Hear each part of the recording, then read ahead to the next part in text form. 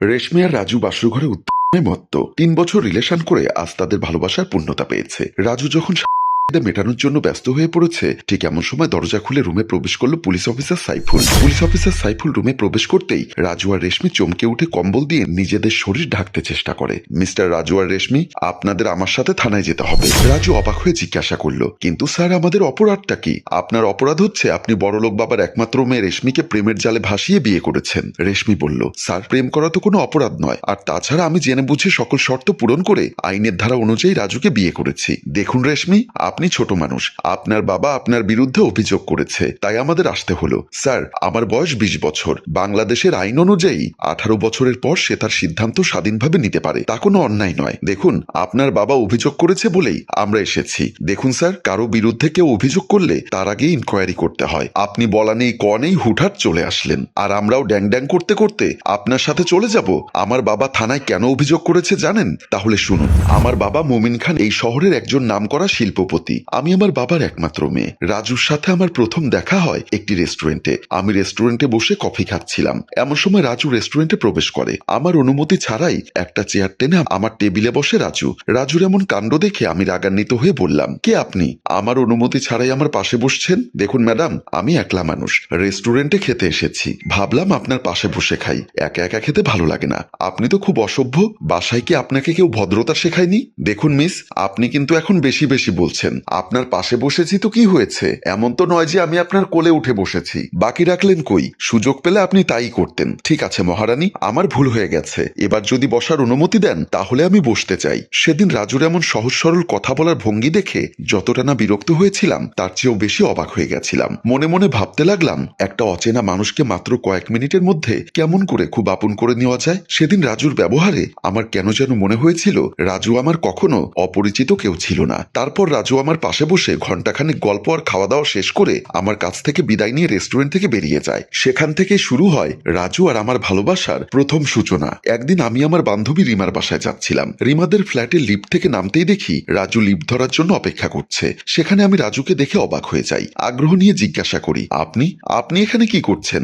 রাজু একটা হাসি দিয়ে বলল, আমিও তো সেটাই বলছি, আপনাকে তো এর আগে কখনোই এই ফ্ল্যাটে দেখিনি। আমি আমার বান্ধবী রিমার সাথে দেখা করতে এসেছি। আর আপনি? রাজু আঙ্গুল দিয়ে তাদের ফ্ল্যাটটা দেখিয়ে বলল, আমি এই ফ্ল্যাটেই থাকি। বাহ, তাহলে তো ভালোই হলো। আমার বান্ধবীর বাসায় আসতে যেতে আপনার বাসায় উঠে সেদিনের মতো জোর করে আপনাদের টেবিলে বসে খাওয়া দাওয়া করে তারপর যেতে পারবো। রাজু একটা হাসি দিয়ে বলল, আপনি তো দেখছি খুব মজার মানুষ। আসলে সেদিন আমি রেস্টুরেন্টে ইচ্ছা করে আপনার সাথে এমন ব্যবহারটা করেছিলাম। কেন করেছিলাম জানেন? আমি মাথা নাড়িয়ে না উত্তর জানালাম। রাজু আবারও বলল, আমরা সবাই মানুষ, আমরা সবসময় নিজেদেরকে অন্যের কাছ থেকে গুটিয়ে রাখতে চাই, কিন্তু আমরা কখনো মানুষের সাথে মিশতে চাই না। স্বার্থপরের মতো নিজেকে একলা রাখতে আমরা পছন্দ করি। কিন্তু আমি একটু ব্যতিক্রম। আমি যখন দেখলাম আপনি একা একা বসে আছেন, মনে মনে ভাবলাম আপনাকে একটু সময় দিলে আপনার একাকিত্বটা একটু হলেও কাটবে। তাই সেদিন নিজ থেকেই আপনার খাবার টেবিলে বসেছিলাম। বেশ ভালো করেছেন। তবে এখন থেকে আমি যখন একা থাকবো, আমার একাকিত্ব দূর করার জন্য আপনাকে কিন্তু আসতে হবে বলে আমি সেখান থেকে চলে যাই। আর রাজু লিফট ধরে তার কাজে চলে যায়।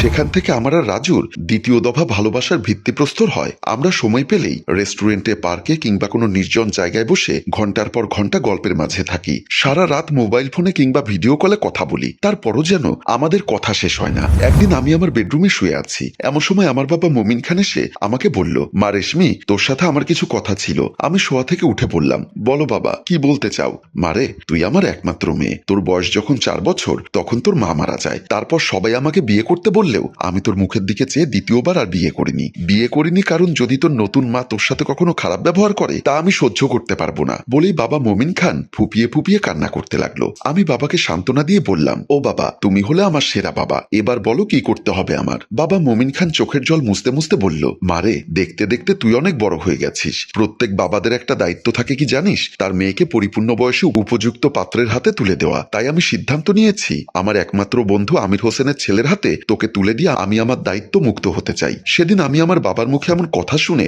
বাবাকে কেমন যেন অপরিচিত এক পুরুষ মনে হতে লাগলো। আমি কি বলবো কিছুই বুঝতে পারছিলাম না।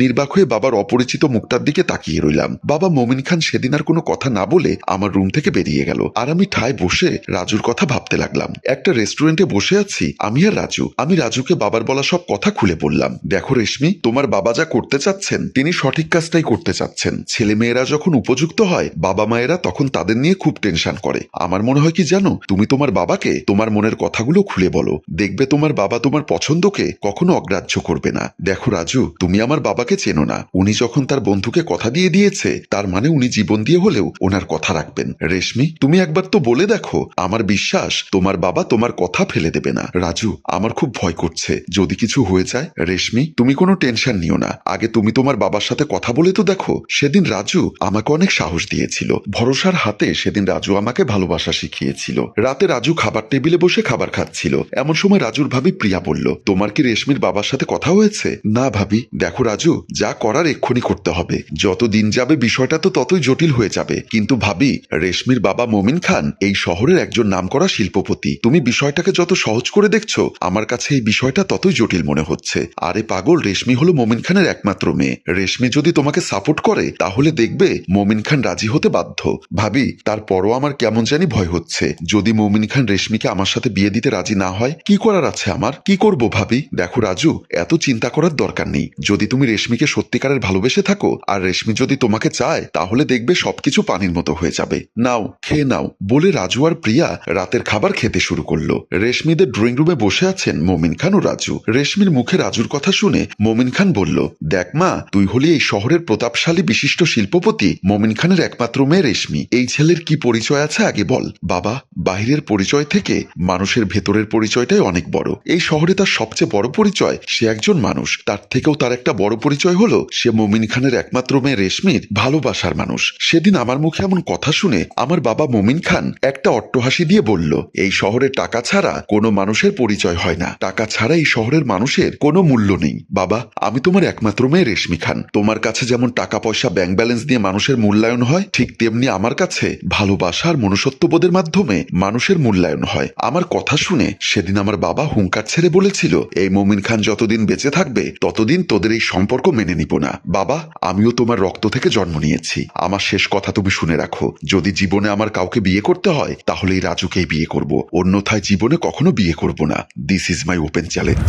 স্যার, আমরা কোনো ভুল করিনি, আমি আমার ভালোবাসার মর্যাদা দিতে গিয়ে শুধুমাত্র আমি আমার বাবার অবাধ্য হয়েছি। এর জন্য যদি আপনার আইনে আমাকে থানা হাজতে নিয়ে যায় আমি যেতে রাজি আছি। রেশমির মুখে এমন কথা শুনে পুলিশ অফিসার সাইফুল বলল, দেখুন মিস রেশমি, আমি আপনার মনের অবস্থাটা বুঝতে পেরেছি। এমন সময় রাজু বলল, স্যার, আপনার যদি থানায় নিয়ে যেতে হয় আমাকে নিয়ে যান, কারণ ভুল করেছি আমি, আর আমি চাই না এই বাড়ির বউ মানে আমার স্ত্রী থানা হাজতে গিয়ে বাড়ির মানিজ্যতের প্রশ্নবিদ্ধ হোক। মিস্টার রাজু সাহেব, আপনি শান্ত হন, আমি আপনাদের বিষয়টা নিয়ে মমিন খানের সাথে কথা বলবো। পুলিশ অফিসার সাইফুল আবার বলল, সবার আগে আমি সরি বলে নিচ্ছি, আপনাদের এত সুন্দর একটা দিনে আমি আপনাদের ডিস্টার্ব করার জন্য। আমি চলে যাচ্ছি, আপনাদের কোনো সমস্যা হলে আমাকে জানাবেন। বলে পুলিশ অফিসার সাইফুল রুম থেকে বেরিয়ে গেল। রেশমি আর রাজু নির্বাক দৃষ্টিতে চেয়ে রইল একে অপরের দিকে। হঠাৎ তাদের চোখ পড়ল তাদের শরীরের দিকে। নিজেদের শরীর অর্ধ দেখে দুজন আবারও কম্বল দিয়ে শরীর ঢাকতে ব্যস্ত হয়ে পড়ল। সম্মানিত ভিউয়ার্স, আমাদের গল্পটি যদি আপনাদের ভালো লেগে থাকে তাহলে লাইক, কমেন্ট ও শেয়ার করে আমাদের পাশেই থাকুন। গল্পটির রচনায় মোশাররফ হোসেন মৃদুল, পরিচালনায় এইচ এম কানন, চিত্রগ্রহণ মোস্তফা কামাল। ধন্যবাদ।